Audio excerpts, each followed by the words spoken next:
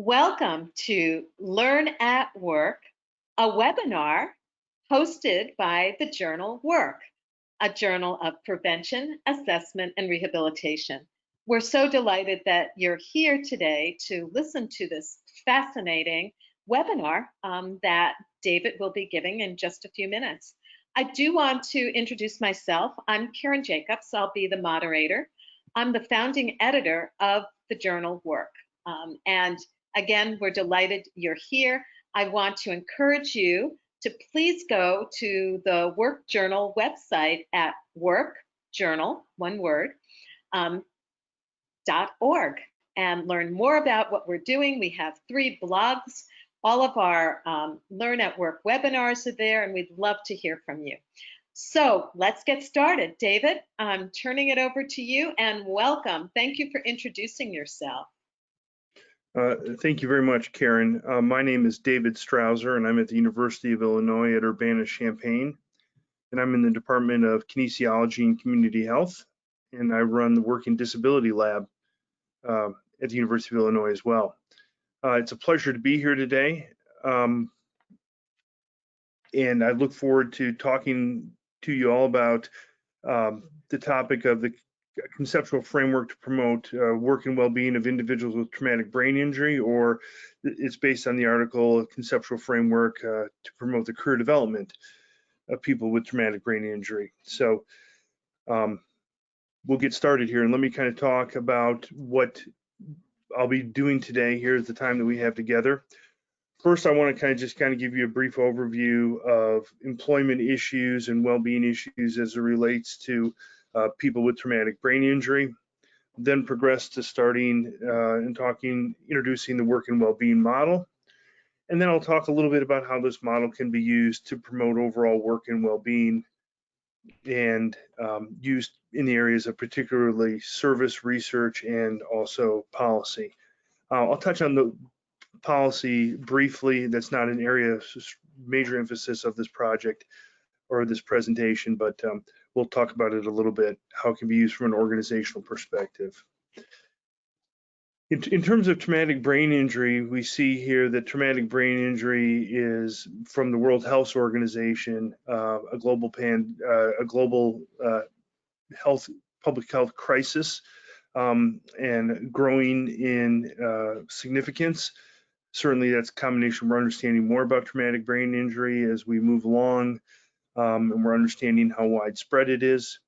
In the United States, 2.3 million Americans are diagnosed with or incur a traumatic brain injury every year, and 500,000 of those individuals never receive any treatment of any type. Most common causes of traumatic brain injury: motor vehicle accidents, falls, gun violence, and then obviously the military component of it as well for our people who are serving in the armed services. And obviously with the military, traumatic brain injury has received a significant amount of attention, and its impact on veterans is significant. I'm not going to delve into the military or veteran issues very much in this presentation at all, because I think they obviously deserve a lot of attention that really warrants our own presentation. But with that, we know that since 2000, 370,000 military personnel have been diagnosed with TBI, and most of those individuals are under the age of 30 when they are diagnosed. So we see from a military population that it's impacting a lot of young adults, and that's obviously going to have a lot of impact as it relates to their ability to work and engage in work-related activities and move themselves through the career development process. So TBI, we know, is going to be a physical, sensory, cognitive, affective process. It's going to have significant impact on all of those areas. Physically, we know that it deals with movement, strength, fatigue, physical dysfunction. From a cognitive perspective, we see obviously the memory, the attention to detail, executive functioning type activities are significantly impacted. And those are a lot of areas where we'll start to really see the impact as it relates to work and work behavior. Affective depression and anxiety, suicidal ideations. Suicide is quite a significant issue across all the groups. PTSD, substance abuse, and an overall lack of low frustration tolerance and irritability that makes people very emotional and very, at times, hard to deal with and hard on themselves. And then also problems with communication, speech and production. So problems with producing speech that's necessary, and also process or the processing speech as people are being spoken to and needing to communicate. We know, just moving ahead a little bit here to work, we know 51% of young adults with traumatic brain injury are working. That's a significant number in the sense of that would suggest obviously that a lot of individuals are not working, and that not engaging in work-related activities at a young age is really causing problems in terms of people engaging into the labor market and starting that career process and moving themselves up the career ladder into productive, healthy adult work roles, and a career that leads to economic stability, being able to participate in broader society, engage in meaningful relationships, and have a engage in healthy behaviors that are associated, we know, with engaging in productive activities. TBI symptoms, those cognitive, physical, affective, and communication symptoms, make it very difficult for people with traumatic brain injury to really stay connected to the labor market and to meet the demands of work. So it's a problem, and it creates a problem for people being able to continue to connect to the labor market, maintain that connection. And really what we'll talk about a little bit here too is that dynamic nature that work tends to change, and the changing nature of work, and that's no more evident than today with all that's going on with COVID-19, that's very hard for people who have symptoms and issues related to traumatic brain injury. One area that we talk about with traumatic brain injury is really dealing with workers, co-workers, and some of these soft skills, the contextual environment, I like to call it, in terms of dealing with people and the emotions, everyday emotions within the work environment, is very, very, very difficult for people. As we move on here, we talk about why is work important, and we have now a significant body of research suggesting that, let me go back here. Oh no, what happened? Now I've just lost control of my screen here, so I'm sorry.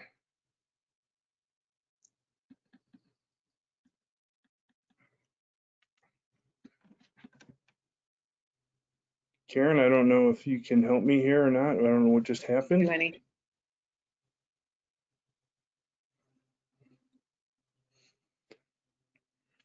David, can you hear me? I can hear you. Can you hear me? David? Yeah. Yeah, I'm not able to advance it either for some reason. What's going on? Let me try one more time and see if I can do anything here. David, is it moving now? Well, let me see here. It's not moving, no. Yeah, do you look at the screen and see, do you see anything changing? Now I have it. Okay, it came back. Thank you. All right, I'm able to move it again, so I'm sorry about that. You're welcome. See if you can advance. Can you move? Yeah. Can you move? I can. Again? Yes. Okay, great. Yes. Yeah, just a glitch. We know about those pivoting and technology. We love. Okay. Sorry about that. So from a work perspective, why is work important? Why does work relate to health and health behaviors? Work is closely tied to meeting the basic needs of individuals, and engaging in productive activity is healthy. It helps promote physical and psychological well-being. We know that when individuals don't engage in productive activity or are limited in their ability to engage in productive activity, they tend to have decreased psychological well-being. They tend to have poor physical well-being and performance. So we really, getting people to connect with work is really important. The career development process as a whole is a key component across the lifespan to help people connect and maintain connection to work. And that is an important process, as I mentioned, to maintain health.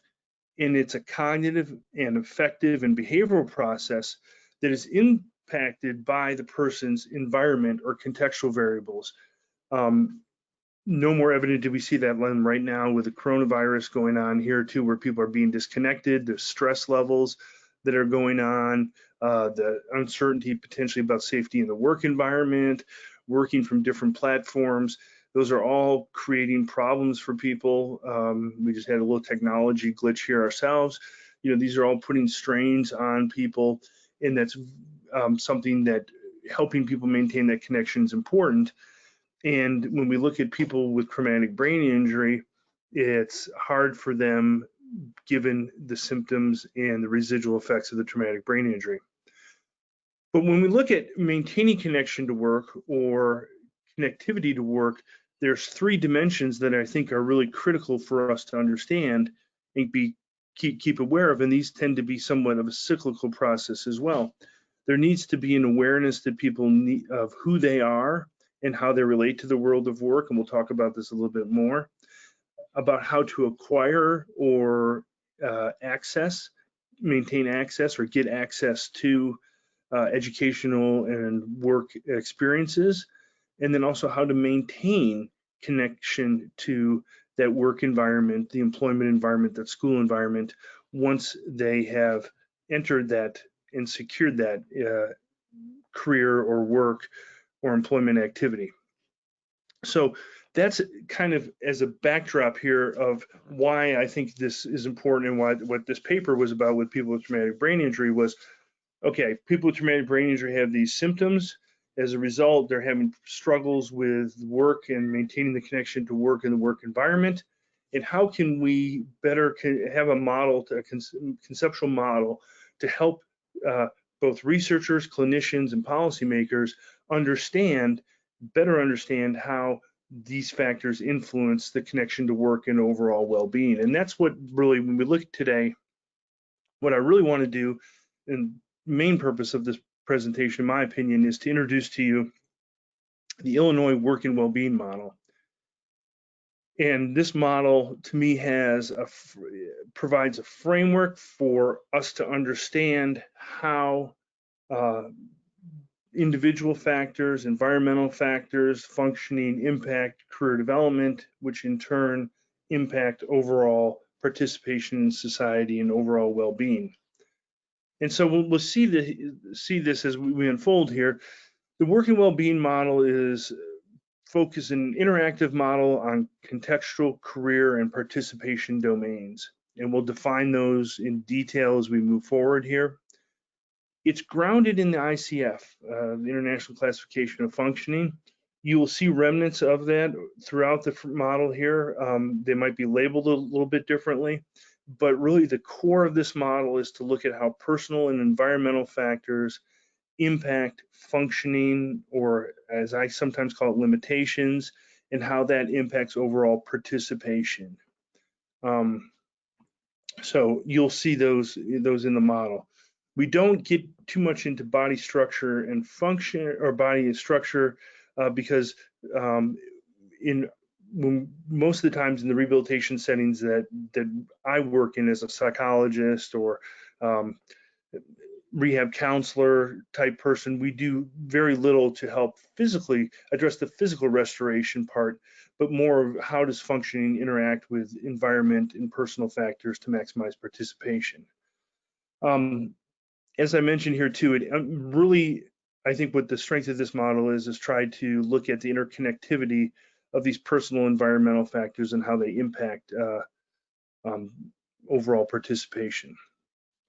So as I move forward here into the next slide, we see the model here, the Illinois Work and Wellbeing Model. And I will describe each one of these domains in specific detail here in a minute, but the way that this model is conceptualized, it consists of 3 domains: contextual, career employment, and participation. And within each of those domains, we have factors. We have the factors like personal, on the contextual domains, the personal, the environmental, and the limitations. On the career side, we have individual awareness, employment acquisition, and maintenance. And on the um, participation side, we have home, society, community, and work. So that's the overall arching model. We also see in between the contextual domain and the career domain a hash little box that's entitled interventions. And I'm not going to talk a lot today about interventions, but I'll intertwine some comments, throughout the talk about interventions. Let me just say right now here, interventions is situated there for a very specific reason, to help focus. The focus of most interventions in work in vocational rehabilitation, rehab psychology, I think OT as well, is to really help kind of increase the congruence between what I call the contextual domain and what is the career and employment domain, and to increase overall participation. Now, let me just comment on a couple things here in terms of the arrows, because we see a lot of little arrows and they all seem to be bidirectional, which really speaks again to the interconnectivity of everything. So from a domain perspective, we see the contextual domain, which consists of personal and environmental and functioning factors, impacts participation. Down the bottom there, we see a solid line saying that that has a direct effect itself on participation. So we know that how the personal factors and environmental factors impact participation. It also, contextual, has a direct relationship to the career domain, and it's in this model shown going through the interventions, but we would imply that it has a direct relationship to the career domain as well, and that the career domain has a direct impact on the participation as well. So models trying to show, yes, we have these direct effects, and each domain itself has an impact on the other domains. The intervention component we see here, there's a hashed line going from the intervention to participation. And this is really, I think, coming out of a lot of the psychotherapy research, a lot of the counseling research looking at interventions, that interventions many times have an impact on what they are targeting. In this case, we look at the career domain, but also have indirect effects on many other areas of functioning as well. And that's where this hash line speaks to that fact that interventions independent of going through the career domain will have an effect on areas of participation, and all the areas of participation, we would argue. The last thing here before we move on to the next slide here too would be that we see the bidirectional arrows within and between the factors. And what this suggests is that there's influence between the factors that tend to be, we can make a linear argument that, for example, in the career domain, that people need to become aware of their identity before they know how to acquire a job and how to maintain employment. But it's not that simple. We tend to have a lot of bidirectional effects. The more that people engage in these activities, become more secure or confident in their ability, for example, to acquire employment or acquire an education, we know that that might also increase their individual awareness. So these bidirectional arrows are important because it suggests that growth in one area is also going to be impacting growth and development in another area, and that this is an ongoing, dynamic, constant process. This is very much out of the spirit of a lot of work adjustment models of how people are adjusting to the work, the constant changing natures of work, and things that are going on. Next slide here, we're going to look at the contextual domain. And We'll see this coming out of a lot of times very consistent with what I would call the ICF framework, put more in a vocational context. So if we look at the contextual domain with personal factors, these are going to be people's personality, their interests, values, gender, age, ethnicity, level of educational attainment, personal past experiences, their identity level from not only a vocational perspective, but also gender, sex, social identity as well, is all kind of thrown into that piece there too. And this is, again, looking at how the person views themselves, the characteristics that are inherent to themselves, and their overall well-being as an individual that belongs to them, consists within their framework. In contrast, the environmental factors are broader cultural factors, society, economic, the physical environment, quality of education, services, political systems, social entities. And we tend to look at environmental factors across three different dimensions. The individual level, so what is around the individual in terms of their support. It could be family, it could be family, friends, significant others in a person's life. We look at the service level. This is relevant to us as service providers, is what services and resources are available in the community that they live or the area that they live. And we started to gain a lot of understanding, know this for, in many ways, the differences between rural and urban, micro-urban type communities, what's available. States obviously have different levels of services, regions have different levels of services that may be available or may not be available.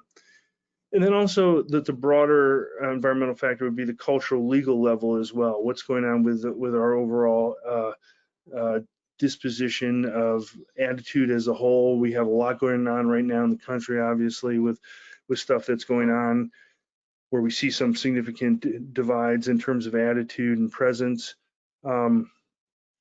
Political forces that are going on within the broader community, and also legal factors that might be impacting people's ability to access service in their environments. And then the last component of the contextual domain would be the functional factors or limitations. And this is couched in the same kind of concept of the ICF, is really capacity. What does a person have a capacity to do versus what are they performing at? And really understand that these environmental and personal factors many times impact how a person is functioning and perceive themselves in their ability to function. So it's the interaction of all three of these components. I like to think of functioning across four dimensions: physical, communication, emotional, and cognitive. So when we look at how is a person functioning and how do the environment and personal factors interact to impact functioning, it's going to be across those dimensions of physical, communication. Communication would be ability to express and also receive information from a communication type context, emotional and cognitive. So that's the contextual domain, what I call the contextual domain. And as I forward the slide here, we see that again on the left side there, where those dimensions are there and are interacting with each other and are dynamic. Going to move on to the career employment and development domain, or the career development and employment domain. These are, to me, kind of the hallmark areas of career development. Three major aspects of this is awareness, acquisition, and maintenance. When we talk about career awareness or vocational awareness, what we're talking about is how does that individual, is the individual aware of how they themselves are placed and see themselves interacting with the employment environment, the career environment, the work environment? Do they find meaning in that? Do they have a sense of control of that? Do they feel that they can interact with that? And that would be related to career constructs like vocational identity is probably our biggest one, that the person sees themselves as having meaning and value and identity within that work context, that they're career aware, they know how to relate, they know how to address the issues of the hard skills and soft skills within the work environment. Work personality is another one that is very big that I've personally done a lot of research on, looking at how people connect to the work environment and see themselves as meaningful players. It's related to vocational identity, that they have meaning and are able to have kind of some affinity towards work. They find work to be a meaningful activity and a necessary activity for their well-being, and that work personality addresses that. That's probably, I'm going to call it our one that has been primarily the focus of most career development work throughout the country in the United States, where we tend to be very focused on career identity and career development, where if we go into the European venue, they're going to be focusing a lot more on these next two areas. That's just been kind of my anecdotal type analysis of it. We put a lot of emphasis in the United States on career development from an awareness perspective, where the Europeans might be a little bit broader to look at it across all the different domains. So with that, one of the next domains here in the career domain is acquisition. How do we go about securing employment or education? How do we go about applying for school and getting accepted? How do we go about applying for that job? How do we go about getting ourselves involved in activities, work activities that are meaningful? And that's going to obviously require job seeking skills, job seeking self-efficacy, and then something that is another example, something like in the business world, impression management, where we're constantly managing ourselves and how other people view us and how we want people to view us, whether we're engaging in some self-promotion or trying to minimize areas of weakness. We're constantly trying to manage ourselves, and for the most part, people are able to do that fairly well. If we're in one environment, we might want to stress one thing, and if we're in an environment, a different environment, we might want to stress something completely different. But many times people with disabilities and chronic health conditions struggle with that, and that would be also true for people with traumatic brain injury. And then the last part here is maintenance. And this is something that is really critical too, and it relates to awareness as well, in that as the work demands change, as the work environment changes, as technology continues to expand, as how work is done changes, as there's changes in management and personnel, people are going to have to adjust and adjust to the changing demands of the work environment, change to the changing social demands. And that's usually measured by tenure on the job. When people have a longer tenure on the job, they're meeting those demands and those changes. When people tend to have problems in that area, they tend to be short-lived on the job, and they tend to maybe get fired or leave out of dissatisfaction, and don't find that job to be rewarding or that work experience to be rewarding. So definitely what we have here is maintenance is a critical part of this. People with traumatic brain injury, we know, as an example, have a lot of times problems with maintenance because that changing work environment is hard for them to keep up with, or those subtle nonverbal communication issues that are in the workplace. Some of these soft skill components, they maybe have a very hard time meeting, understand what's going on, responding appropriately to these individuals and to events that are happening in the workplace. So again, 3 dimensions of the career domain here: awareness, acquisition, and maintenance. And again, as I move to the slide here, we see the diagram again. We see those bidirectional areas on the career development domain, the career and employment development domain. We see those interacting with each other. So let me say this right now as we talk about this. What we're starting to see through research pretty clearly, it makes a lot of sense. We're starting to see it evolve, is obviously when people start to experience, kind of as a self-efficacy framework, is people start to experience success in different areas here, it tends to have a reciprocal effect on other areas. So if a person engages in a successful job search, that's going to help their awareness. It's going to give them some confidence and identity. Yes, I can do this. This is who I am. This is how I can succeed. And as they then get a job and start to experience success in maintaining that job, that is going to have an impact on their awareness as well. And it also will have some effect on their acquisition, meaning they feel more confident about, as they've now met these demands on the job, more confident about my ability, if I have the desire to go out and get another job or move myself up the ladder or try to secure other opportunities. So this bi-directional interactive effect is really, really critical. Moving on to the next and the last domain here is the participation domain. And although I typically tend to focus in my work, and this model talks a lot about work, and that's here at the bottom, maintaining steady employment, meeting the demands of work, and earning appropriate wages as an outcome of participation is highly valued.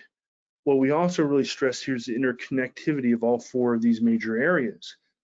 That when we start to experience success at work or participation at work, we tend to see higher levels of community integration or community involvement.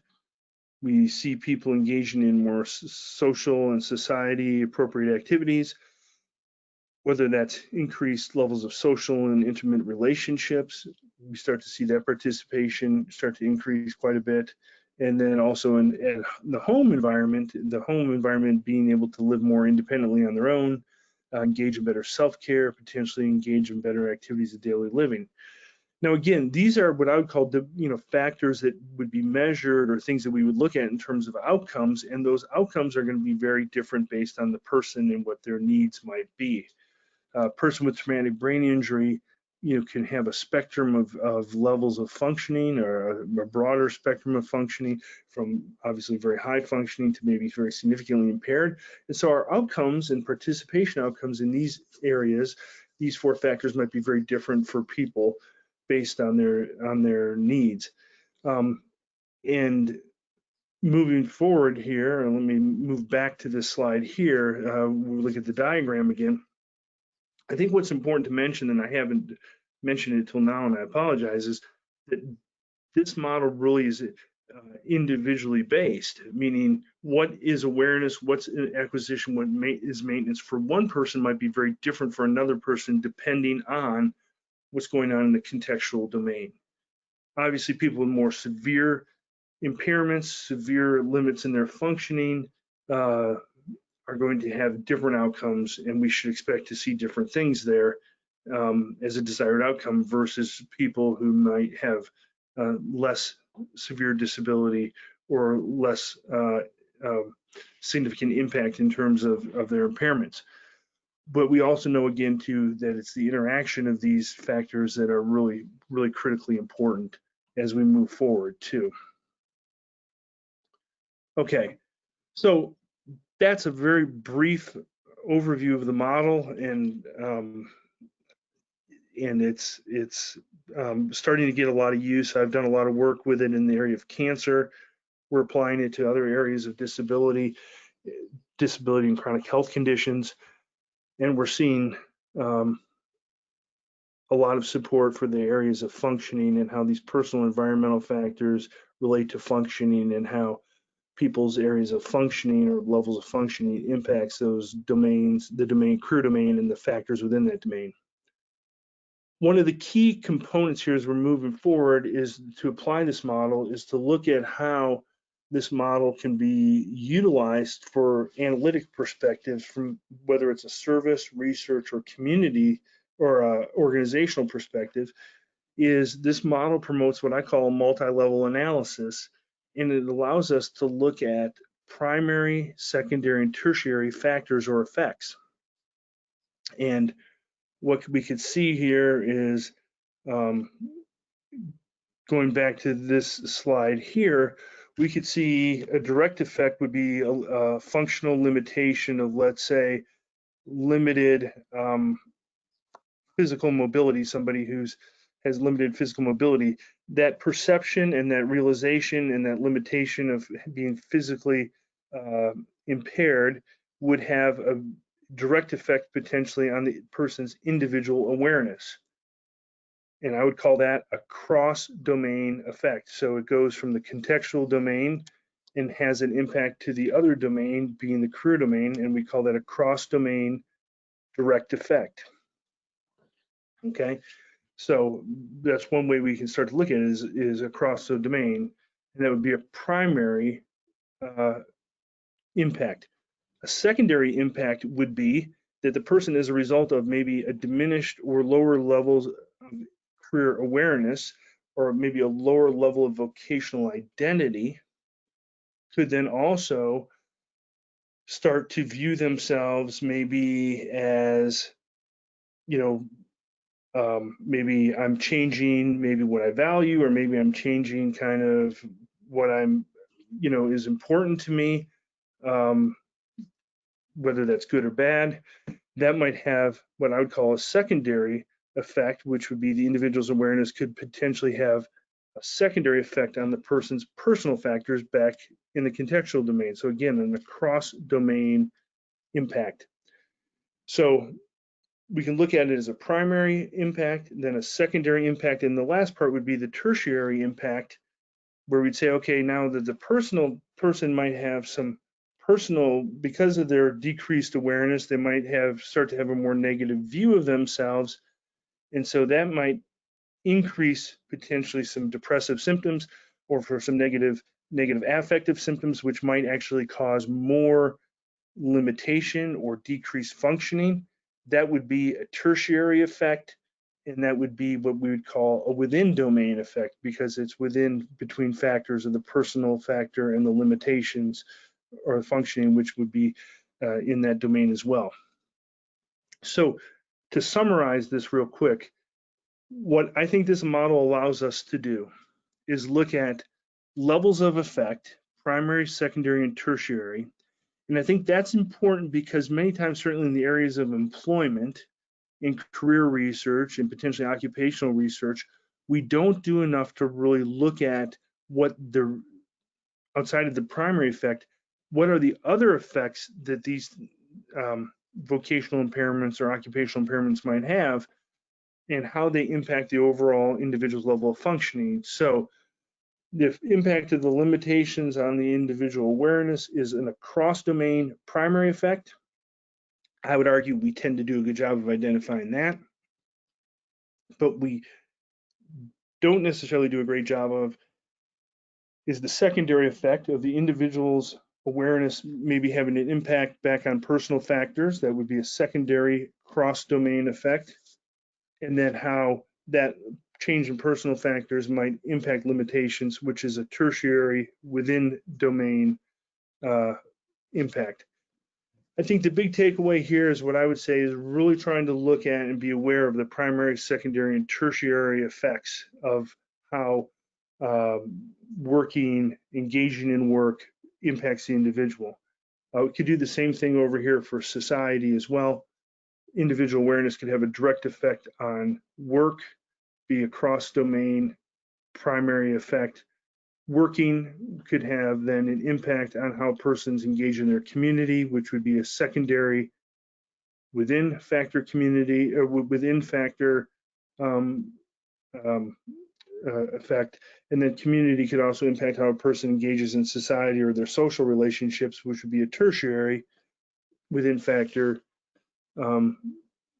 impact as well.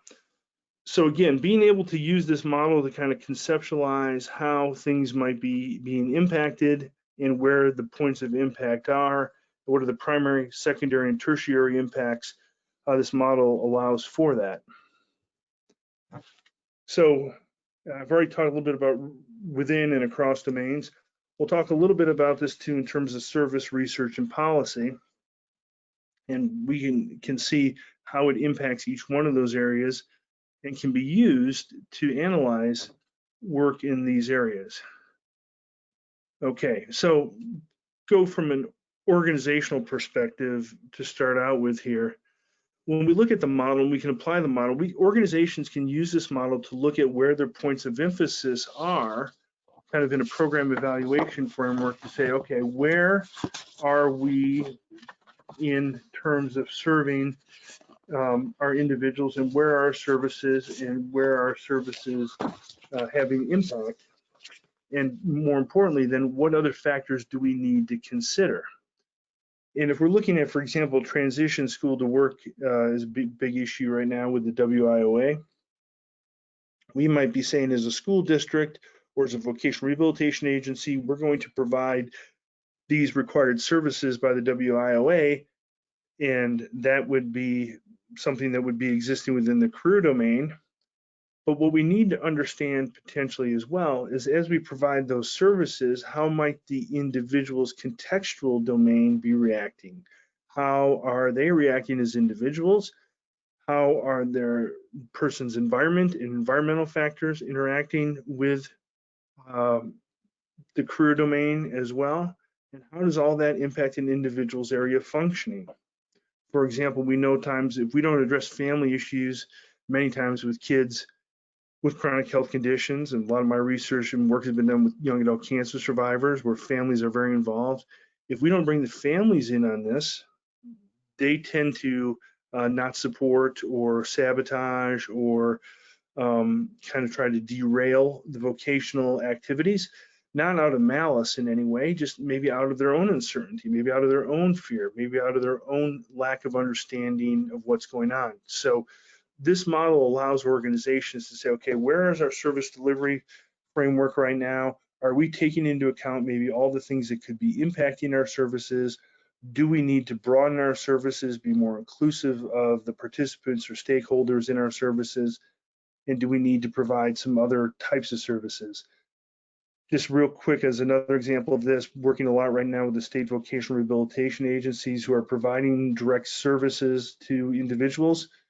They're understanding that trauma, starting to understand and see the importance of trauma, not only trauma and how it's impacting the individuals that they serve, but also that they as counselors are being impacted by that as well, and that they need to be aware of themselves. So this can kind of gives an idea of when we talk about vocational rehabilitation, we also need to bring in constructs like trauma, and applying this model can allow for analyzation of that. From a service perspective, jump down to service here with my time that I have left here, would be to look at service and our services, what services might be needed and where are the points of the services going to be engaged. As I mentioned, the person, if we start to look at primary, secondary, and tertiary effects, we can start to see across those dimensions where our services need to be potentially comprehensive, and whether that's an organization that can provide all those services that people need, or is it a case management type issue where we're needing to bring in services or manage services into that individual's framework and continuum of care. Whatever the case may be, it allows us to see how, when we push on the one bubble or the one point of like promoting career awareness, that's going to have an effect on other areas, and therefore we might need to have wraparound services or continuum of care to address how increased awareness might impact other areas. Good example is we're working with some high schoolers or some young adults. By increasing their awareness, they might want to identify that they're going to want to pursue something that might not be maybe a traditional career path. As a result, families become very distressed, and therefore a service that might need to be offered by an organization or in a case management setting to be contracted with might be some family counseling or personal adjustment counseling to help family members deal with that. My last piece here is research. At the University of Illinois, we've used this model quite a bit over the last 5 years, 6 years to guide our research, whether it's with people with traumatic brain injury, young adult cancer survivors. We've conducted a lot of research to look at the direct and indirect effects, the across domain and within domain effects, and have found it to be a very applicable model to help us understand that. For example, we've done some research looking at perception of functioning, is how individuals perceive their functioning and how these perceptions of functioning have a differential effect on the career development factors. So for example, how a person perceives themselves emotionally and how they're functioning emotionally and how they're able to manage their emotions tends to have a really strong impact on the awareness part. Physically, how people view themselves physically, and being able to manage issues related to their physical conditions tend to have a very strong impact on maintenance. We've also found that the process of acquiring a job is probably one of the more complex, in that it requires a lot of functioning across the dimensions, all 4 dimensions, and tends to be interactive in that direction. So we've done some research on that, and that we're hoping that will allow us to kind of tailor in some interventions down the road and start to intervene in those areas. And we've done that a little bit. We did some work in the cancer community to look at interventions to promote psychological well-being, or PERMA, to help kind of increase awareness. With that, I think that's probably where I will end and open it up to questions or comments or concerns that people may have. David, thank you so much. So we had a little bit of an issue. Your slides, I don't think were advancing. So I didn't want to interrupt you. So what I'm going to do, if it's okay, is I'm going to pull up the model. Okay. And let me just see if people are seeing the model. Can you see that, David, the model now? Let me just see here. Let me see if everybody is seeing that, because they had questions model, about, yes. Yeah, they had questions about your model. And could you explain it again, Sue? I think you were asking about that. For some reason, I don't know what was going on. I didn't want to interrupt you. The slides stopped advancing. But could you explain your model again to people? That would be really wonderful. Okay, sure. So this model here is based on the ICF. It takes incorporation, it blends the ICF framework and also career development theory, and looks at the contextual domain. The contextual domain is, you'll see remnants of the ICF, where the personal factors, the environmental factors, and limitations are functioning, and how that has a direct effect itself, as we look along the bottom with the arrow, to the participation outcomes. It also has a direct effect on the career employment development domain, which consists of 3 things: awareness, acquisition, and maintenance. And so this model, the purpose of this model is to kind of help understand how these contextual factors impact the career factors and impact participation, and really have a bidirectional relationship and a synergistic relationship that changes in one area impact the other areas, and that we need to kind of account for all of these different factors in a more holistic manner.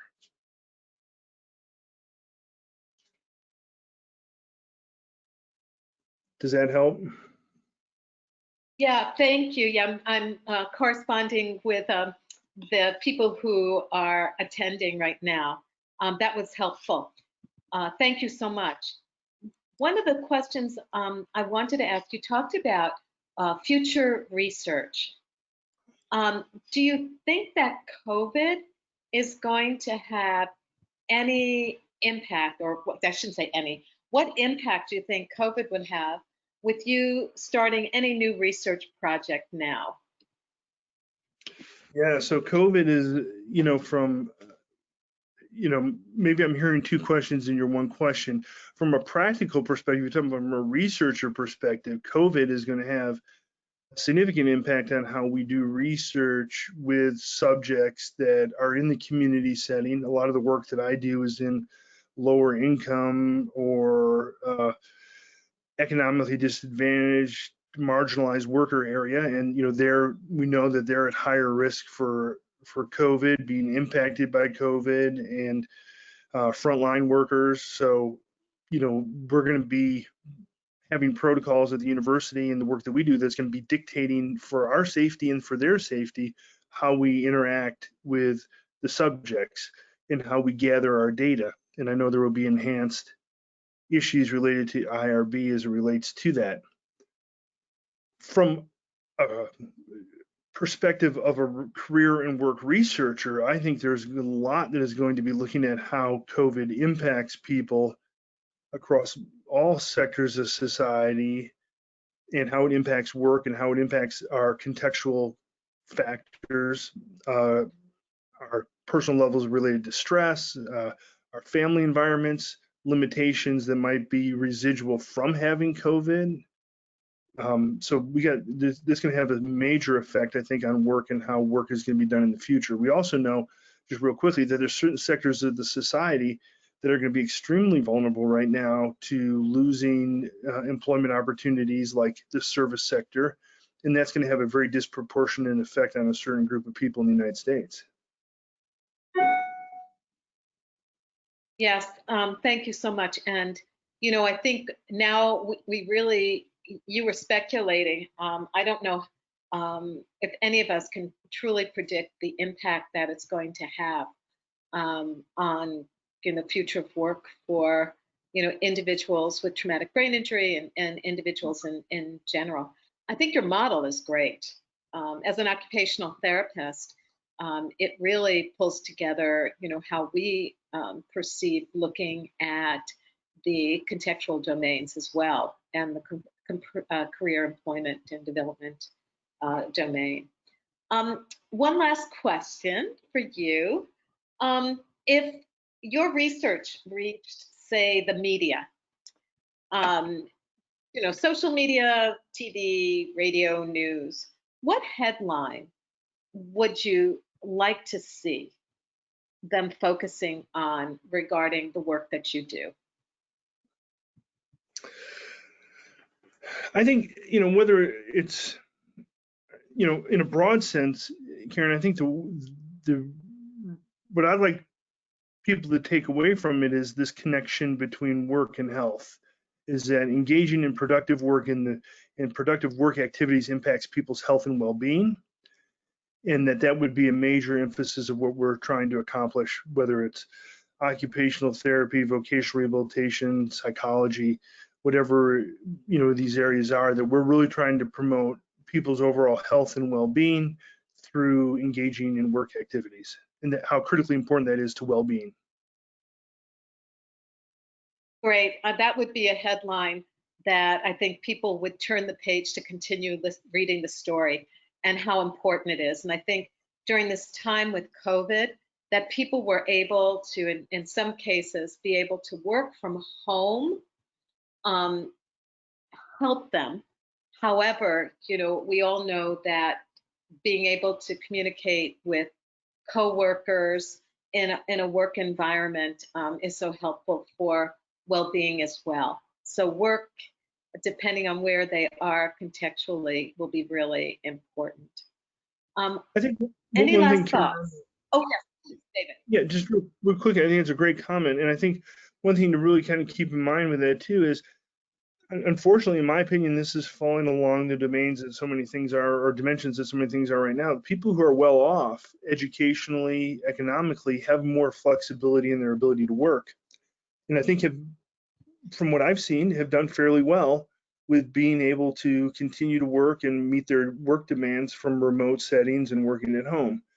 It's those people who are at the lower end of the labor market, the more marginalized end of the labor market, that are not able to do that and are going to probably bear the brunt of it in terms of economically, but also health-wise.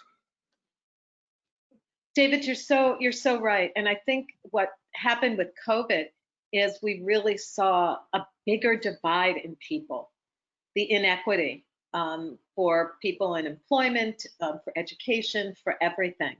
And I think as a society, it's something we really have to address. And it's a global issue. I think that would, yeah. And I think for us as people in the area of rehabilitation, that this will be a critical piece moving forward. Hopefully this does give us a calling to kind of look at these issues from a broader perspective in integration of health and work, the inequities that are systemic, and try to address those issues. Absolutely, and that's a wonderful way for us to conclude, really putting out that message, how important it is for all of us as clinicians, scholars, researchers, practitioners, educators, all of us. We need to come together and really look at this. It's a global issue. It's not just in the United States, and it's not just with the population that you discussed. It's for everyone to make that commitment. Well, thank you, David, so very much for being on Learn at Work. We hope you enjoyed the experience too, and we thank our attendees for being here, and we'll have this Learn at Work webinar available on our workjournal.org website. Thanks again.